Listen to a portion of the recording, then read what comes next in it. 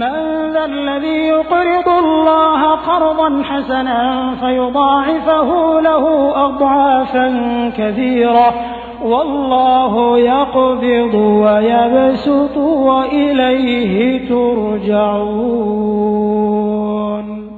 Gidauniyar Guga Global Foundation ƙungiyar nan mai tallafawa marayu da gajiyayyu ƙarƙashin jagorancin shugabanta Alhaji Abdul-Jabbar Suraja Guga na gayyatar ilahirin jama'ar jihar Katsina zuwa wajen ƙaddamar da ɗaukar nauyin marayu don fara ilimin zamani zango na farko da zai wakana a garin Daura a fadar mai martaba sarkin Daura Alhaji Faruk Umar Faruk a garin Daura ranar Asabar 19 ga watan 10 shekara ta 2019 da misalin karfe 1 na rana insha Allah. Ka yi koyi da aikata alkhairi ko yaɗa shi sadaka ne. Allah ya ba da ikon halarta amin.